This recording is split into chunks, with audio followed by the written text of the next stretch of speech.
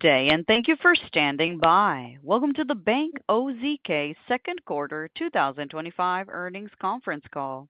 At this time, all participants are in a listen-only mode. After the speaker's presentation, there will be a question-and-answer session. To ask a question during the session, you will need to press star 11 on your telephone. You will then hear an automated message advising your hand is raised. To withdraw your question, please press star 11 again.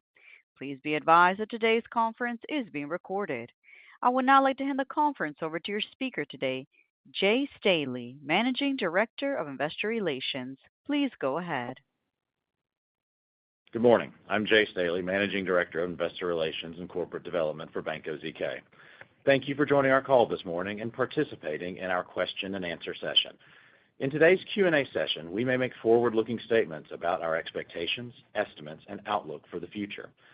Please refer to our earnings release, management comments, financial supplement, and other public filings for more information on the various factors and risks that may cause actual results or outcomes to vary from those projected in or implied by such forward-looking statements.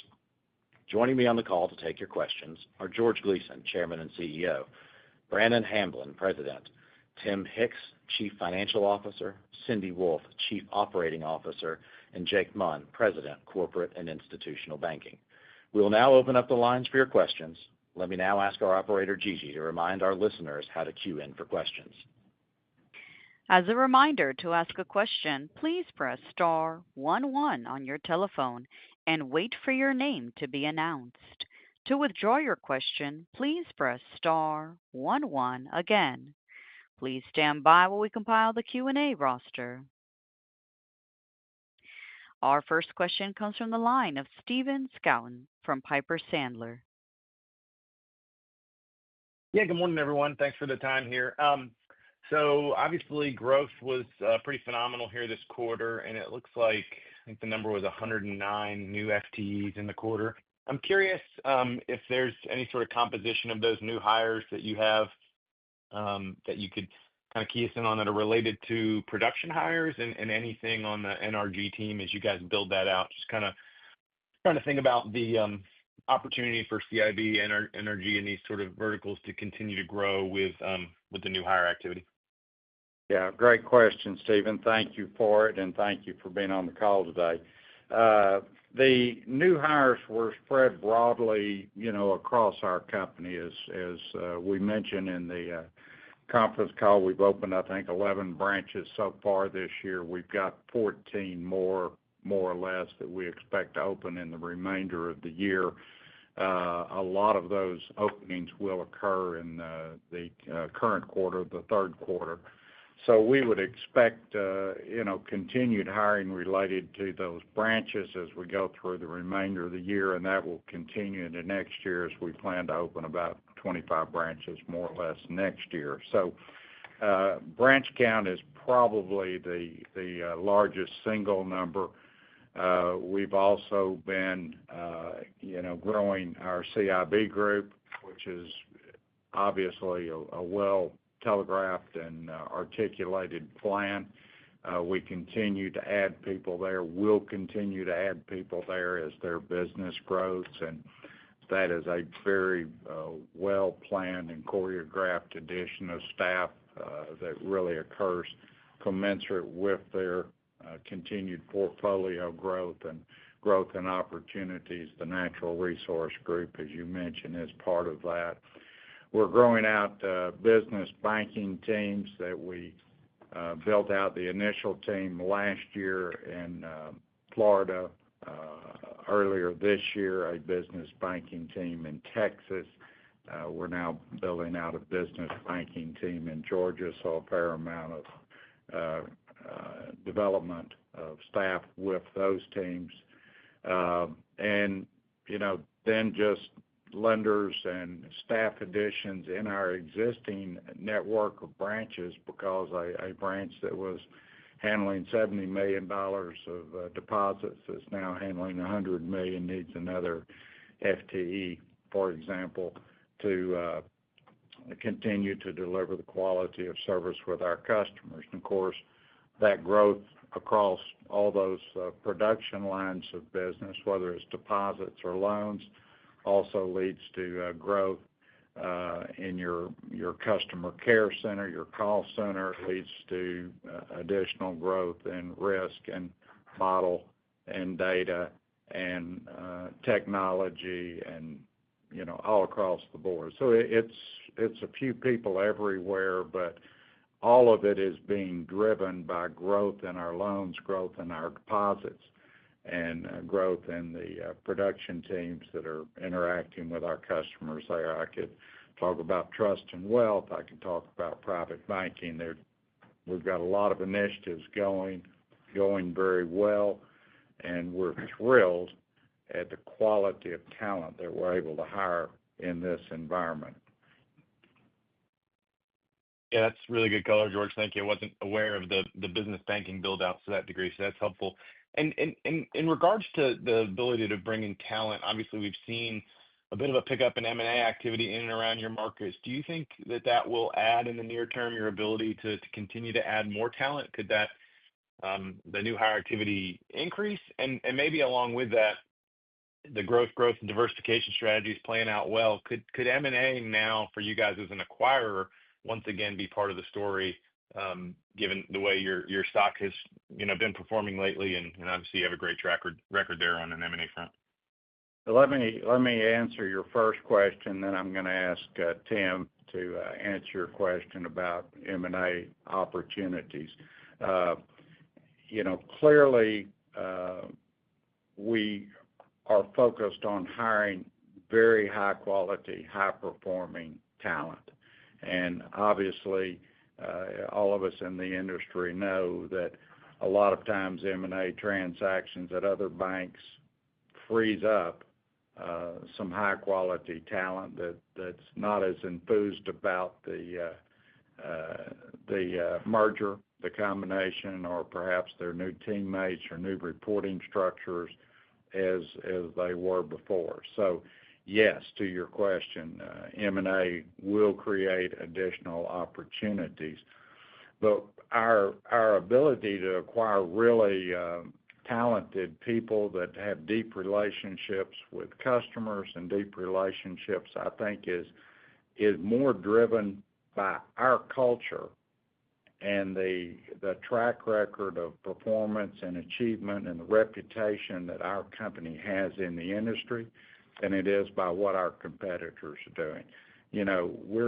We're adding a lot of team members that are leaving really highly regarded banks and big jobs at bigger institutions to come join OZK because they realize that we have a long track record of high achievement, high performance, and doing things with a level of excellence that's commensurate with the way they want to pursue their jobs.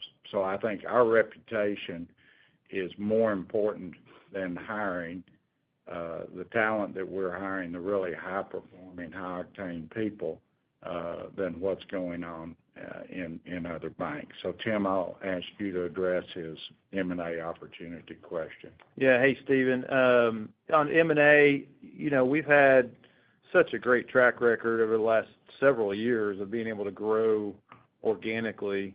That sets a really high bar for us in evaluating M&A opportunities. We do see opportunities that we look at, but they are in the context of the organic growth that we're having and the success we're having growing organically, and whether an M&A transaction, will take away from that momentum is part of the consideration. So I can't tell you if it's going to be part of our story long term.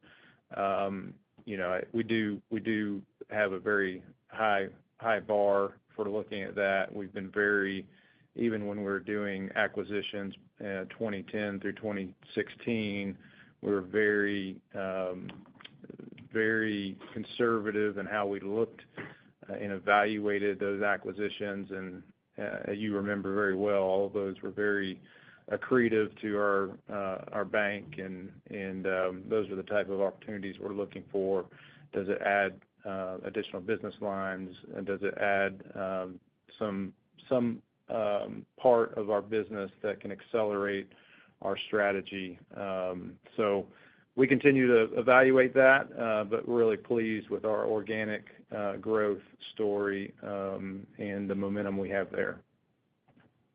Great. Appreciate that. And one last quick one for me, if I could. I noticed there was one loan that got added in the 375 to 500 million bucket. Was any portion of that loan potentially above 500 million? Have you syndicated out any portion of any loans as of yet? We are syndicating loans in our CIB group. We've not yet had a 500 million plus opportunity in RESG that we've syndicated, but we're certainly open and looking forward to the day when that opportunity presents itself. Got it. Very helpful. Congrats on all the successes. Appreciate it. Thank you. Thank you. One moment for our next question. Our next question comes from the line of Michael Rose from Raymond James. Hey, good morning. Thanks for taking my questions. Just wanted to start on deposits. Obviously, you added a bunch of time deposits. I think you opened 8 branches in the quarter, but it was nice to see the interest-bearing deposit costs come down a little bit. Can you just speak to kind of the expectation for near-term deposit growth, branch openings? I think you have some more slated. And then, if we can see some further reduction in deposit costs, are we kind of at or near a bottom at this point? Thanks. Cindy, you want to take that? Sure. Thank you for the question. Our deposit costs are roughly going to be where they are until the Fed moves. I can tell you that in June, deposit costs were 3.68 compared to the 3.7 for the quarter. So you can see they're going to be where they are, more or less. And we'll grow deposits to the extent necessary to grow our balance sheet. I mean, if obviously if we need another quarter of $1.6 billion, it'll cost more than if we only need a few $100 million. But we have the capacity to grow within our current branch network. And yes, we're adding branches, as George mentioned earlier, and those will serve us well for our growth in 2027, 2028, 2029. Perfect. I appreciate the color. And I'm sorry if I missed this. I got on a little late, but just wanted to better appreciate the loan growth outlook. For the back half of the year, it does imply some deceleration. I know you've talked about pay downs, but if you can just walk us through kind of maybe by bucket what the expectations could be, CIB versus RESG. I assume that'll be a headwind, and then Marine, RV, things like that. Thanks. Yeah, great. Happy to do so, Michael. Obviously, CIB has been our largest contributor of growth year to date. We expect that to continue as we expect strong growth from them in Q3 and Q4 and on into next year. As you acknowledged, RESG is likely to be somewhat of a headwind to growth. I don't know if that's a negative number for RESG or just a flat number. We'll see how the prepays shape out, but we're expecting much higher prepayments in the current quarter. We mentioned in the press release that we had I think $0.47 billion in RESG paydowns in the first 15 days. If we had pulled that through close of business yesterday, that number would have been $0.54 billion as we had another pay down yesterday. And those pay downs we're seeing, which we expect to see an accelerated volume of in the second half of this year, are broad-based. So far, our biggest pay down was a New York multifamily. We've got a Dallas multi-payoff. Our largest, I think, land loan, which was in Miami, paid off. A Washington State multifamily, a Chicago mixed use, and then yesterday a Chicago multi. So, very broad-based range of payoffs across product types and geographies, and we expect that will continue. The bottom line of that is the guidance we gave that, we'd given guidance at the beginning of the year and reiterated it last call in April, that we expected mid-teens to high single-digit growth in loans this year. Obviously, we blew that away with 10.1% in the non-annualized in the first half of the year. So we exceeded our growth guidance for the year, which I may have missed it. High single digits was our guidance. And we exceeded that, already. So we do expect further growth, but we expect it's going to be significantly muted by pay down. So we've increased that annual guidance to an 11% to 13% range for the full year. Perfect. I appreciate you taking my questions. I'll step back. All right. Thank you. Thank you. One moment for our next question. Our next question comes from the line of Manan Gosalia from Morgan Stanley. Hey, good morning. George, I was wondering if you could just expand on your the comments you just made on the repayments in the RESG book. Can you expand on what drove those pay downs? Because I guess the long end of the curve is still higher. Is it just that capital markets are opened up? Are they finding more opportunities to refi away from you? Can you maybe expand a little bit more on that? Yes. It's a combination of factors, Manan. You're seeing, particularly on the multi-product that I mentioned that was included in the pay down, a lot of those are reaching a stabilization level that they're able to get to a reasonably favorable, probably not as good as they would like, but a reasonably favorable permanent exit. You're seeing some projects that are refinancing with a different lender with more liberal terms and higher proceeds that give them a longer runway to stabilize their project and get to an ultimate permanent, a bridge lender situation, if you will. A lot of those are driven by property sales or enhanced leasing activity. So it's all the normal factors that drive folks to refinance out of our construction loan into a bridge loan, a permanent loan, or sell a property. So, we've given guidance for a number of quarters that somewhere in this time frame we expected to see a significant uptick in payments. That was a little more muted probably than we'd expected at the outset of the year in Q1 and Q2. There's been a lot of uncertainty and volatility in markets and the economy over the first 6 months of the year. So I think that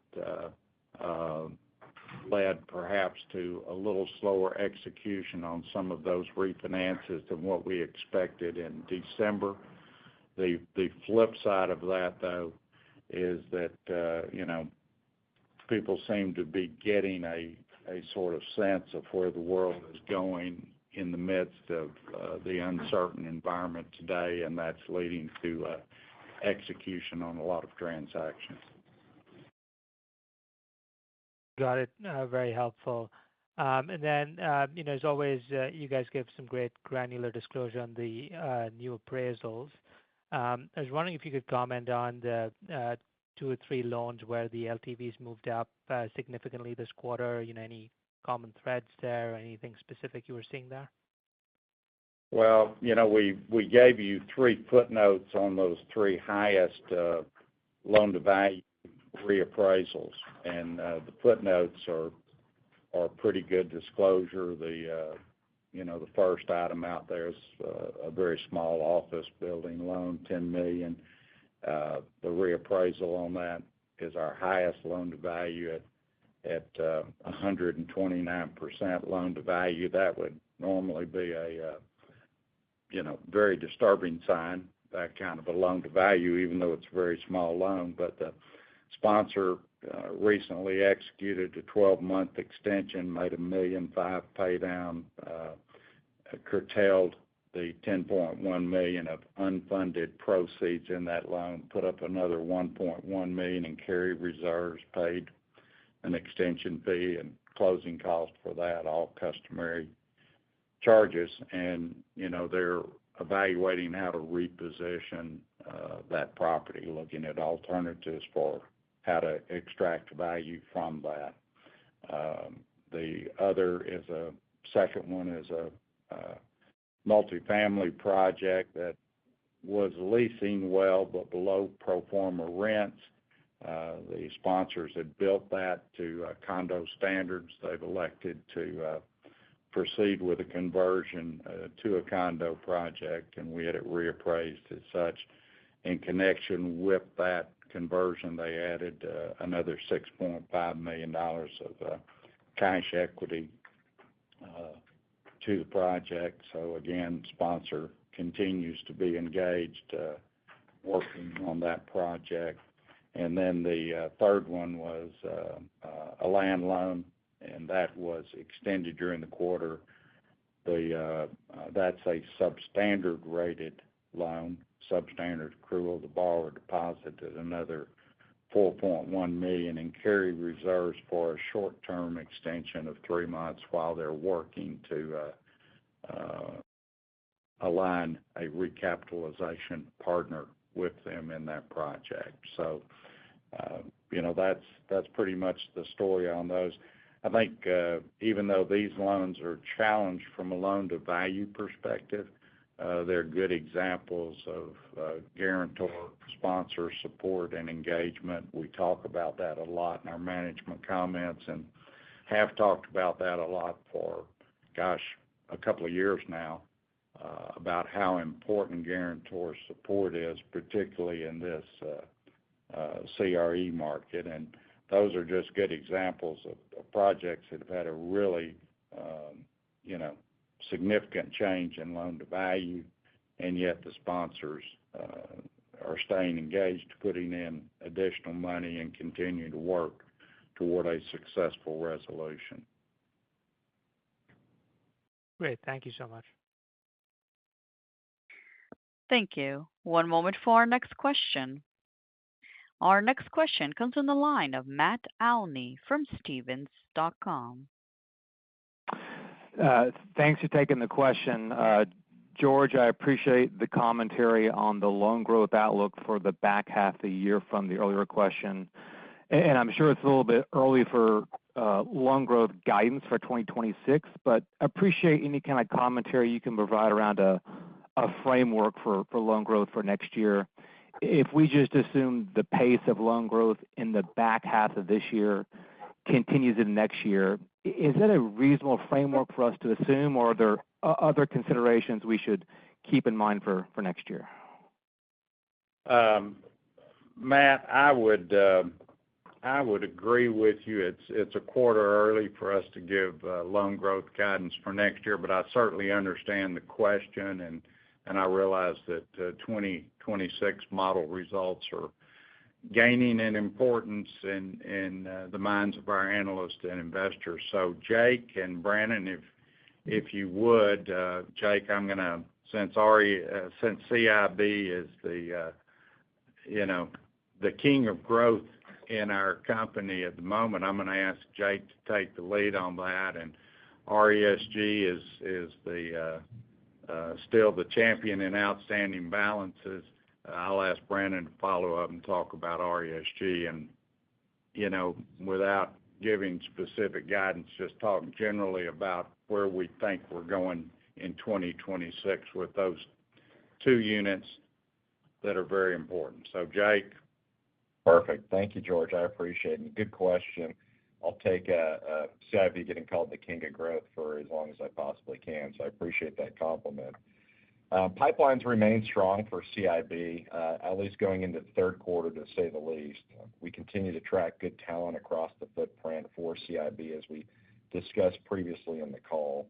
I do want to reiterate to everyone that typical trends are what we're seeing with the C&I growth here at OZK, specifically with CIB, where our first quarter is going to typically be our weakest, our second and fourth quarter should mimic one another, and our third quarter is usually our strongest. First quarter being the weakest because of coming out of the holiday season, and also CFOs and like are focused on their audits and other reporting items. We do have strong tailwinds coming out of second quarter into third quarter, so I do want to mention that and highlight it. We had a number of good deals that were approved pending close that ended up closing and funding early in this month, and so we're excited that those are going to contribute into our third quarter growth. And in addition to that, George mentioned it and touched on it earlier, but we have some nice tailwinds from the launch of our natural resources group that's going to be taking flight in third quarter, and so we should see a nice pickup in growth in third and fourth quarter from George and Monty and that team as they continue to grow and develop and add some substantial growth then into 2026 as well. In addition to that, CIB is really focused on the CBSF business unit. As a reminder, that's our corporate banking and sponsor finance business unit, truly focused on diversified C&I lending and that middle market to large corporate space, both traditional asset-backed lending as well as our enterprise value-based lending. And so I do want to highlight CBSF's growth. We continue to see that. We'll see that push into third and fourth quarter as we start to expand and start markets or start presences in the greater Atlanta market and the Nashville markets as well. We've identified some nice talent. We're going to start putting those offices together, which should contribute to additional loan growth across the broader platform. Going into 2026, though, we're feeling like we're just now starting to hit a nice stride, and so I'm cautiously optimistic about overall CIB performance as those business lines continue to grow, as well as our legacy business lines, our fund finance group led by Perul, Mike leading the helm at our ABLG shop, and Jim running our EFCS, as well as all of our fee income generating services through LSCS. And so, we feel blessed with the quarter performance that we have here, and we feel very optimistic, or cautiously optimistic, I should say, about growth in third and fourth quarter and then into 2026. So, Jake, am I correct in summarizing that is that we expect CIB to accelerate, not slow down? That'd be a correct statement. Yeah. Brandon, you want to give a little color on RESG? Yeah, well, first of all, they're all very thankful that Jake's guidance is acceleration and not deceleration. So thank you, Jake. Matt, appreciate the question. Good to hear from you this morning. So when you think about RESG growth, I want to, obviously make the distinction between originations and funded balance growth. I'll kind of start on the origination side because certainly as we look forward, that's an important piece. Although, as I've said before, our originations don't contribute meaningfully to balance growth for about 12 months after loan closing because we, as you know, have all our sponsors funding their equity in advance of our loan closing. We're pleased with the job that our guys have done on the origination side, modestly increasing volume each quarter this year and highest level since second quarter of 2024. And that's, in an environment where, as we've noted for several quarters, our sponsors are remaining cautious with respect to moving forward on new projects, and the volume of new deals that can be bid on in the market has clearly been suppressed relative to history. Conversely, the number of lenders, whether it's bank or alternative lenders, has been elevated during that time period. A lot of lenders have had suppressed origination, but are out there hovering around, as I said, fewer deals. So the result of that is a healthy challenge for our origination team. It won't be easy, but these guys, as you see in the quarterly numbers, keep pressing that forward as the market will allow, and they're originating every loan that they can that fits our stringent leverage, structure, and pricing criteria. On the funded balance side, the plus side of the equation, we still have unfunded balances to advance off, the last couple of years of origination. So we do have that, but as we've guided, we expect significantly higher repayments in coming quarters and into 2026. So as George noted, not sure if that's a negative or a positive impact. But clearly, we've got headwinds to that funded balance growth in RESG, and thankful that Jake's team's here and picking us up there. I might add a few comments there. We've talked for a long time about our growth and diversification strategy, and people have misunderstood that to mean that we were de-emphasizing RESG or that RESG was, we were trying to shrink or pull back from CRE. We are not de-emphasizing RESG. We're not trying to pull back. We're not trying to shrink it. And growing RESG is one of those elements of the growth and diversification strategy. So we were very pleased to see an uptick in origination volume in the quarter just ended in what was a very challenging origination environment. I was on the phone yesterday just making a call to do kind of a channel check with one of our longtime sponsors who said they're not looking at any new deals right now because they just can't make them pencil from the equity perspective in the current interest rate and economic environment. So it's a challenging environment to make new deals work from an equity perspective, which has slowed down the deal opportunities we're looking at, and yet we had, as Brandon pointed out, the best RESG origination quarter since the second quarter of last year, so best out of the last four. So that we take that as a win and certainly reflective of the fact we want to continue to grow RESG. The other element of that growth is CIB, indirect lending, and commercial banking, our community bank business, everything else basically, and we want those to grow even faster than RESG, so we achieve diversification, the third word in that growth and diversification strategy. And you're seeing that. RESG in the quarter just ended hit the highest funded balances they've ever hit, and yet they have grown over the last couple of years.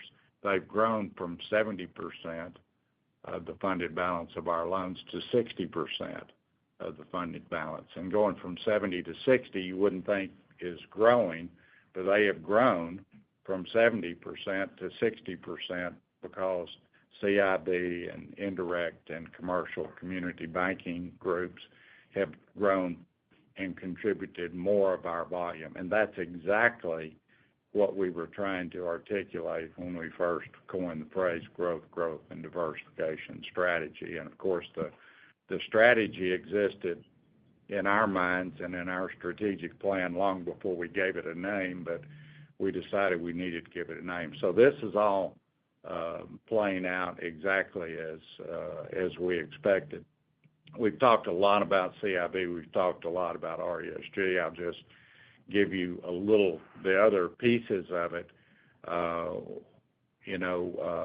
Indirect lending has grown this year. It's still static, roughly at 12% of our outstanding balances. Our articulated goal is 10 to 12% of our loans. It's been for the last several years right in that 12-13% range. We expect it will continue to grow and stay in that sort of middle of our target range there of 10 to 15%.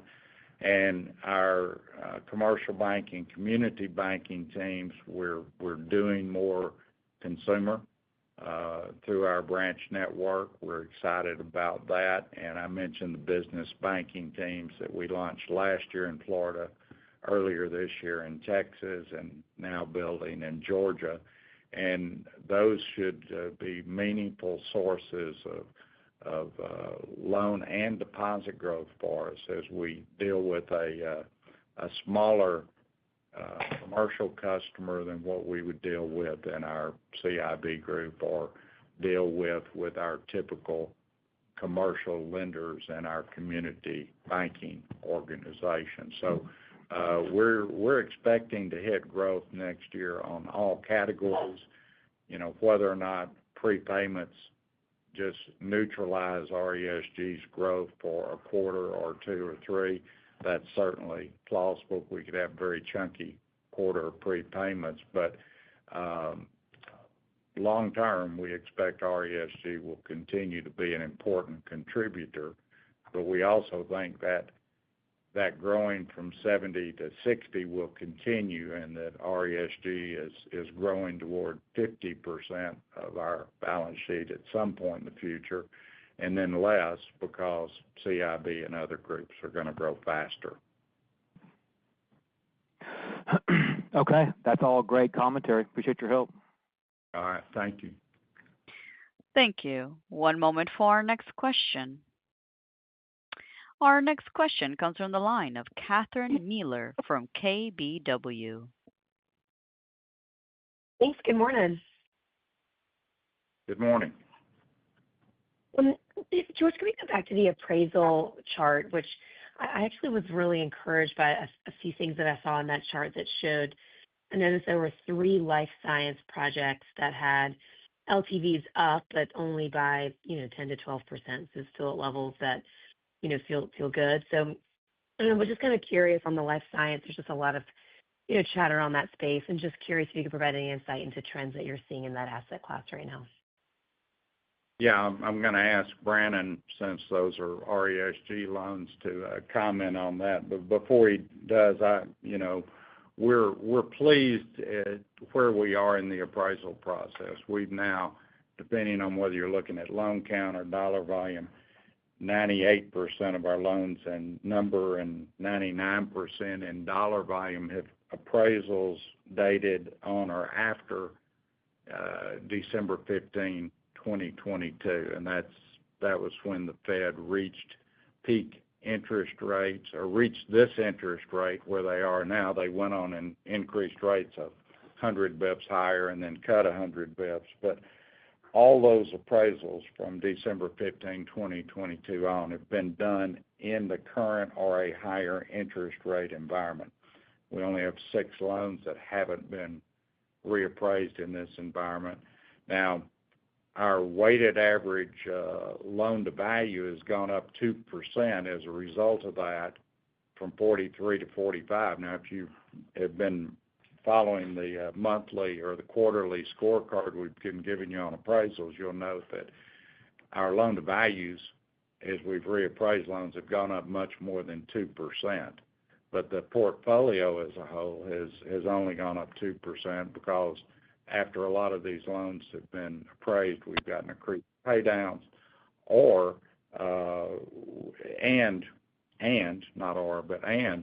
the new loans that we've originated over the last couple of years, and you can see this in the bubble chart, are at much lower loan-to-value numbers. So we've kept averaging down the loan-to-value of the portfolio with the new originations, such that, in the aggregate, the portfolio has only gone up 2% loan-to-value over that entire cycle. We think that's a significant accomplishment and reflects very well on the RESG team's job of portfolio management. So, Brannon, I'm going to turn it over to you with that intro and let you talk about what you guys are seeing on life science in particular. You may want to talk about other product types as well. Yeah, thanks, George. Catherine, thanks for the question.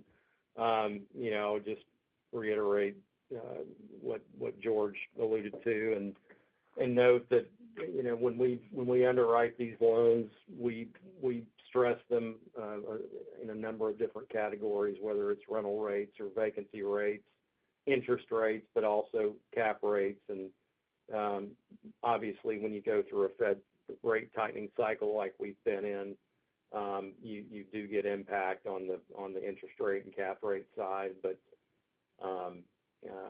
there's also been other macroeconomic factors that have influenced different property types, and life science is certainly not escaped that situation. But I think as it relates to our portfolio, we are seeing in certain pockets increased leasing activity. We've signed our first lab deal out in San Diego. Very, very pleased with that. And there have been other announcements in terms of large leases taking place. The sector as a whole has certainly been muted over the last year or so, and we are thankful that our sponsors, as was pointed out, have appreciated the quality of the projects that they've built and the massive equity that they've put in it, and they continue to protect as these projects, as we've said, are going to take longer to lease up. So seeing some leasing there in life science, I would say, as to George's point about other sectors, it was an encouraging quarter in the office portfolio. As we looked across it, there were really a number of projects that we're seeing leasing, and not just big spaces, singular tenants, but singles and doubles that I think is interesting as it speaks to what's going on in the broader economy. And I would also make a plug that it speaks to the quality of the projects that we finance and their desirability.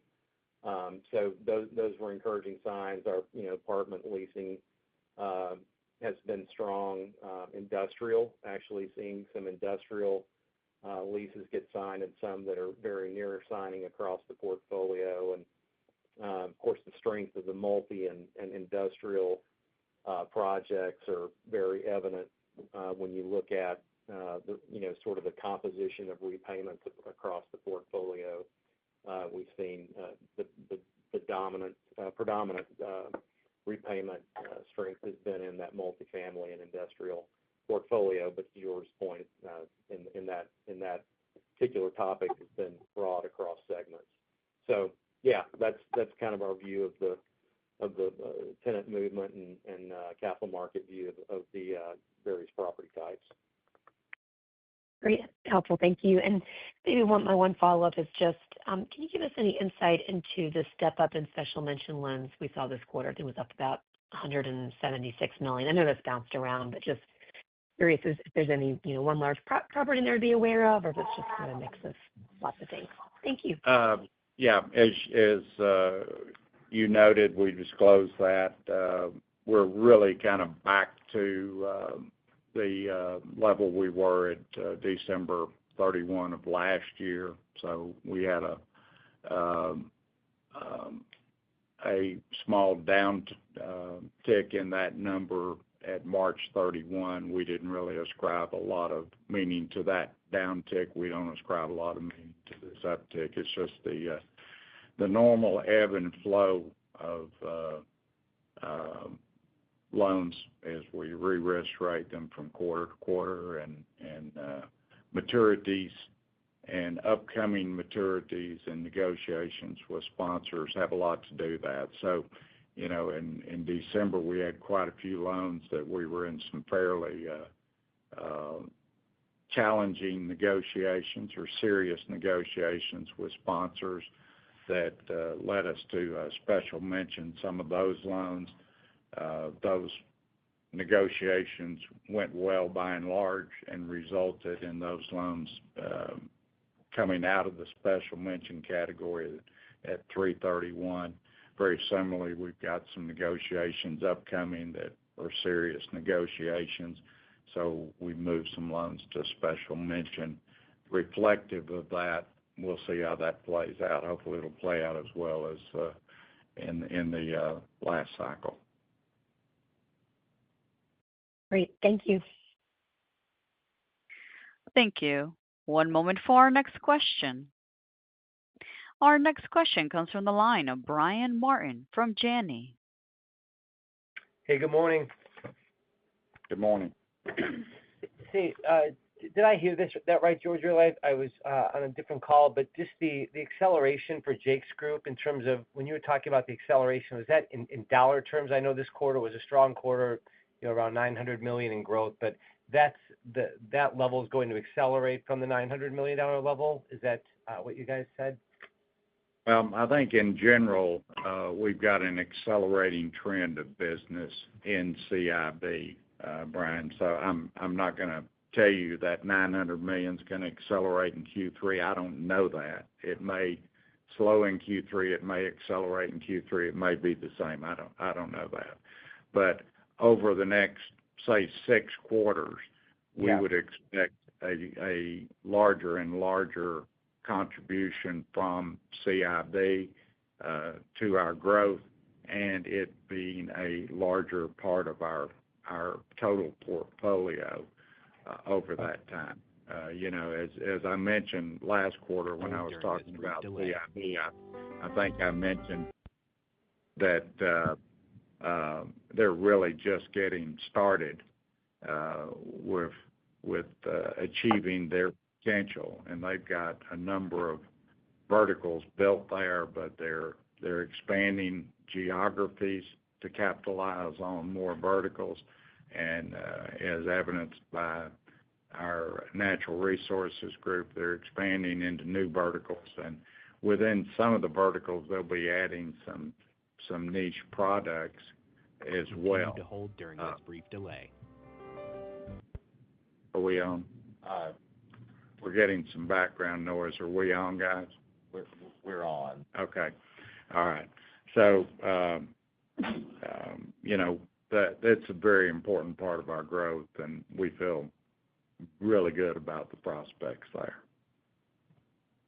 Now, I'd just piggyback real quick, George, off of that. Brian, just for your benefit, I mean, we're still seeing, great opportunities in the market. We're being highly selective.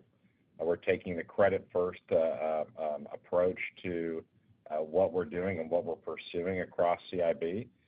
Give you a perfect example. CIB looked at over $7 billion worth of opportunities in second quarter. Our pull-through rate was effectively 12%, a little more than that. And so that's a telltale sign right there that we're being selective on opportunities, on structure, on pricing to ensure that we're really sourcing and cherry-picking the best opportunities for Bank OZK and our shareholders. And so I wanted to reiterate that for you. So we're cautiously optimistic. I think third quarter is going to be great, and we're hopeful that the momentum we have, we can continue to build upon, as George mentioned, with these new business lines and the expansion of existing.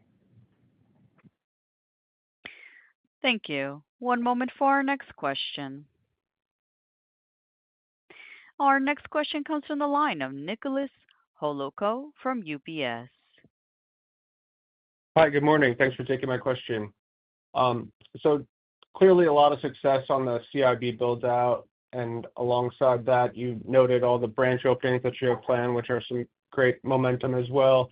I'm curious, though, if the CIB build-out has begun to contribute on the deposit side of the house as you're starting to collect those relationships and establish those for the franchise. Excuse me. I will say yes, both on the deposit and begin to contribute on the fee income side. Jake, I'm going to let you give a little color on how we're approaching deposits and the relationships, and also where we are in beginning to harvest ancillary fee opportunities from that business. It's early, but we're seeing some good progress. Yeah, I love the question, Nick. I appreciate that. We're starting to see some great full relationship opportunities across CIB, a number that I know Brandon and I are very proud of. At the end of second quarter, 96.4% of all the relationships on a commitment basis within CIB, we were either single lender club, or if we were in a broader SNC, we were the admin JLA or another titled agent. So why that's important is it demonstrates the fact that we are relationship focused. We're not out there just getting into deals as participants or focused in on buying paper. We want true relationship banking, and so it provides us with the opportunity to not only opine on structuring and optimize our yield and economics with these deals, but it also allows us to cross-sell and have access to management. So as a result, we're seeing some nice upticks. Our deposits for CIB, Brandon and I joke, grew nearly 20% quarter over quarter. The problem is, or not the problem, but the blessing is, our loan growth grew so much that it basically neutralized it to a degree. So we're going to continue to see some nice deposit growth from CIB. We're excited about it. Our treasury management partners and our product offerings at OZK are really best in class, and so it really makes for a nice, easy sell to our customers when we're approaching them for single lender opportunities, but also for admin opportunities too. And so, we're focused on relationship banking. We're not focused on just buying paper or anything of that nature, and as a result, you're going to see continued improvements on those metrics that you mentioned. Our loan syndications and corporate services business line within CIB is also starting to hit a nice stride, as George alluded to. Our interest rate hedging services, it's run by Ryan Freddie. Ryan's having nice success. I think we saw a cap and a swap get done just last week, which was exciting through loan committee. Our capital markets programs are starting to see some success. We're starting to see some nice bond tips and other economics roll in. Then, of course, our loan syndications group as well, led by Rachel. She's doing a phenomenal job, her and Stephanie. And we're starting to see the opportunity to lead more and more deals as admin agent. And as such, those economics are further enhanced for us. So, again, cautiously optimistic as we continue forward, but we're putting together a great team. And I think you all are starting to see the fruits of that labor. Yeah, and I would just echo all that and just acknowledge that we're just early in this. It's the broadening of our CIB function to include all these fee-related opportunities is new. We're having some nice early wins, but we expect this to become a much more important part of the CIB story in coming quarters and particularly in coming years. To really hit full stride in this and really fully capitalize on the opportunities is probably a 27, 28 deal, but we expect steady progression of progress here on a quarter-to-quarter basis. That's helpful and great to hear. You mentioned how early days it is for the business, and you're going to be on this growth path for a long time coming ahead. But maybe just in terms of early indications and any relationships that have been around longer, how satisfied are you with the credit performance from the CIB businesses that you've experienced so far? I would say we're very satisfied. We've got a couple of the legacy assets there that are either substandard assets. I think we've got two small substandard assets, but those are legacy assets that predate Jake's ascension to leadership of the team. And, they're small, normal things you're going to have in the course of lending money. You make loans. They're not all going to work per the original plan. So nothing is adversely surprising there to us at all, and we are thrilled with the new production that we're getting. I'll give you a data point, and Jake may want to comment on this, but our CIB growth, had we closed what we had approved in loan committee on club and syndicated transactions, would have been much higher than what we actually achieved in the quarter just ended, because the quality of transactions, Jake mentioned our pull-through rate of about 12%, but the quality of transactions that we're working on is leading to these things being significantly oversubscribed. So we and all the other members of the loan syndicates here are getting scaled down on investments on most transactions. So we're approving a larger hold position than we're actually getting allocated at the end, as everybody allocates down to deal with the oversubscription. If these were not high-quality assets, you wouldn't have a lot of banks fighting for pieces of them. Yeah.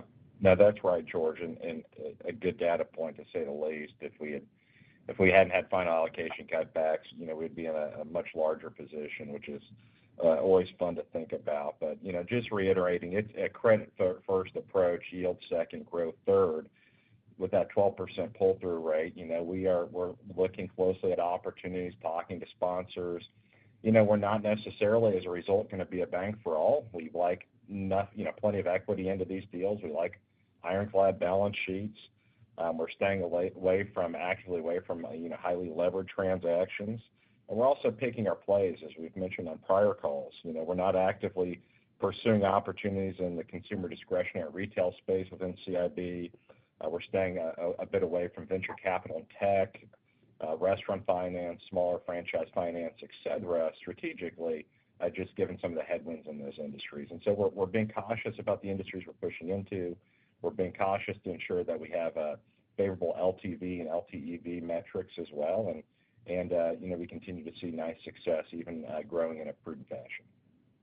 If I can just add a little bit to that as a objective observer, Jake and his team have just been phenomenal around the quality side. And, we talk a lot about the extra FTEs on the origination side. We talk about it on the deposit gathering side.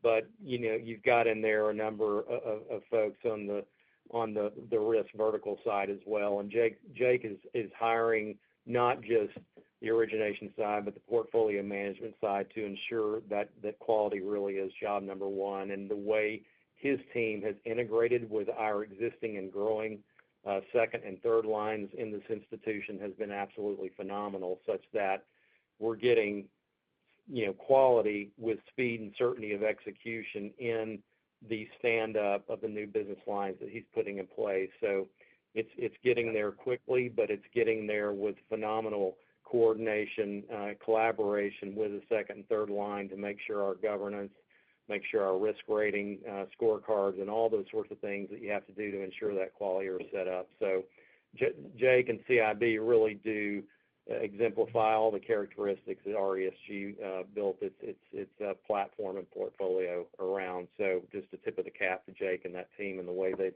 conducted themselves there. Yeah, Brandon, I appreciate that. And I'd be remiss, to your point, if I didn't mention our portfolio management and operations team within CIB.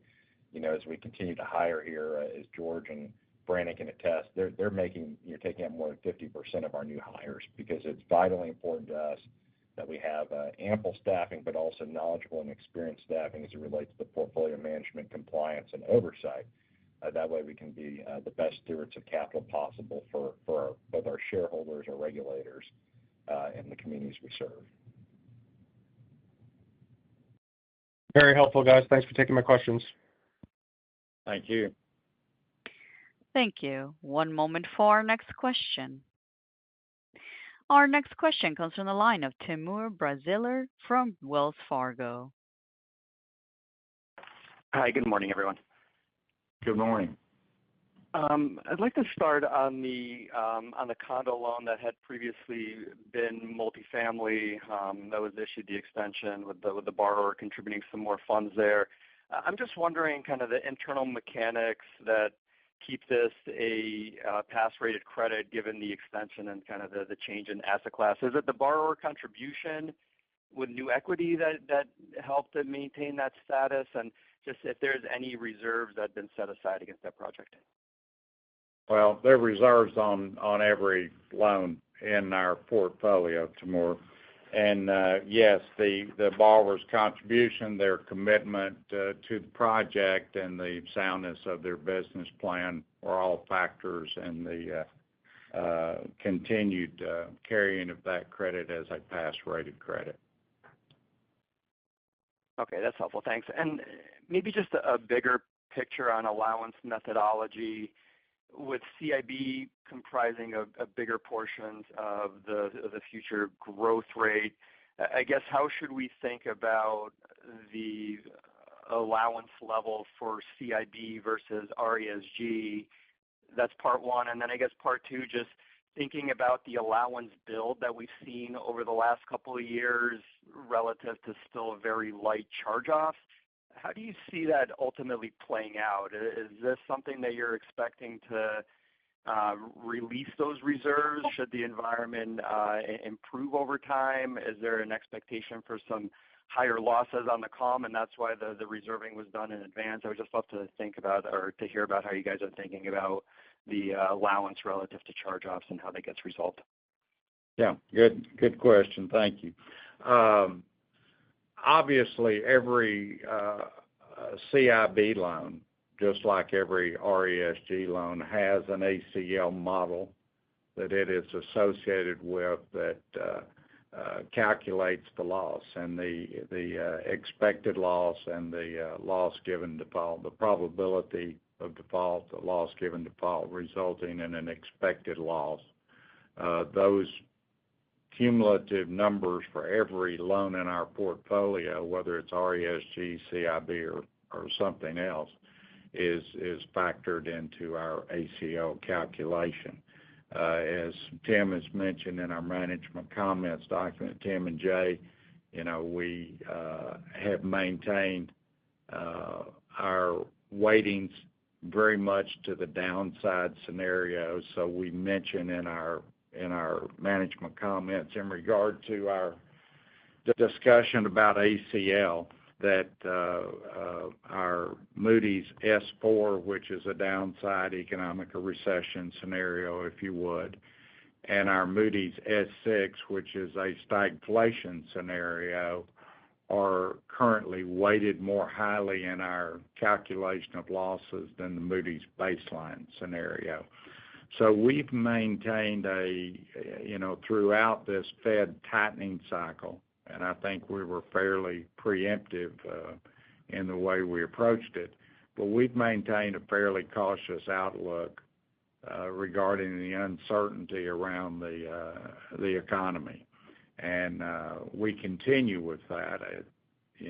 We hope we get to a period of more certainty, and that certainty is economic stability and not a recession or not a stagflationary scenario. And if we get to a point where it becomes clear that we're not going into a recession and we're not going into a stagflation scenario, those risk ratings will become tail risk weightings, and those elements of our ACL allocations will come down, and the baseline would become the larger case. But we're continuing to take what I think is a very prudent and appropriate approach, and acknowledging that there's a lot of uncertainty still out there around a host of issues in the economy. So that has resulted in a $366 million build in our ACL over the last 12 quarters, and in almost all of those quarters, not every one of them, but almost all of them, we've still, even without that big ACL build, had record net income and record earnings per share, which I think speaks to the strength of our business model and the strength of our franchise to do that. Now, that's resulted in us putting about $4 in the reserve for every dollar of losses, more or less, over that period of time. So we've had a huge reserve bill, $366 million, as I mentioned. And if we get to the other side of this period of economic uncertainty and we don't incur losses, then obviously the reserve levels will come down. If we experience adversity, we feel like we're well reserved for that, reflective of our allocation of risk models there. So we feel like we're well prepared. I can't predict exactly how this economy is going to turn out. I don't think anybody can. Everybody has a thesis about it. But we're just being appropriately prudent and cautious as we continue to work through this period of uncertainty. Our portfolio is performing very well as we would expect it to. And you see this once again, and our net charge-off ratio being, a third or a fourth of the industry's net charge-off ratio, which it's been every year since we went public in 1997. We've averaged about a third of the industry's charge-off ratio, and we're continuing to run close to that metric. So we feel very, very good about the way the portfolio is performing. The principal reason our portfolio is performing as well as it is our sponsors continue to support and be engaged with their projects. And, we made the comment in the management comments that we expect most of our sponsors will continue to support their projects until normal property performance and economic conditions return, whenever that is. Now, we've obviously had, I guess I would say, 5 exceptions to sponsor support. 4 of them are in foreclosed assets right now, and one of them was that Arts District Los Angeles office loan that we talked a lot about last year. The sponsor quit supporting it in regard to making payments, but stayed engaged and successfully sold that project so that we had a full recovery of principal and most or some of our post-default interest. Actually, we recovered. We lost just a bit of our post-default interest on that. So I guess you could say the sponsor gave up in that they quit making payments, but they stayed engaged and helped achieve a very successful exit for that property, given the fact that it was a distressed property. So we again think that just speaks to the quality of most of our sponsors. Will we have additional bumps in the road? Probably. It's a very uncertain economy. Will those be things that will be disruptive to our earnings or cause us to have to increase reserves even further in some extraordinary way? We certainly don't expect that. We feel like we're adequately reserved, and the portfolio is performing very, very well. Timur, I might mention that list of loans you've been attaching to your research report. I think 5 of them paid off in the last quarter. Okay, that's good color there. Thank you, George. Maybe just if I could just one more follow-up on your comments about the sponsor support and the optionality. Just maybe within life science specifically, can you just talk to some of the trends in occupancy that you're seeing there and the appetite to maybe convert those to traditional office, if those conversations have started to pick up, and just generally what your thoughts are on that asset class here? Well, as Brandon mentioned, we've seen some life science leasing in the first half of the year and in the last quarter. It is slower than we would like. It's slower than our sponsors would like, but there is some positive momentum. It seems around that. We are aware that our sponsors on a number of projects have active RFPs that they're in negotiation with on potential tenants. We'll have to see how that plays out. Obviously, there are challenges surrounding that asset class. We acknowledge it. It's part of the reason for the reserve bill. It's certainly an area that merits us continuing to give it close attention. But to date, our sponsors have continued to support those assets. We expect the majority of our sponsors will continue to support those assets, and we're in a good basis in those assets. We feel like so. We'll continue to monitor that and give you ongoing reports. Great. Thank you. All right. Thank you. Thank you. At this time, I am showing no further questions. All right. Well, thank you guys for joining the call today. We're really pleased to report a great quarter to you. We thank you for sharing that, and we look forward to talking with you in about 90 days about the next quarter. Have a great day. Thank you. That concludes our call. This concludes today's conference call. Thank you for participating. You may now disconnect.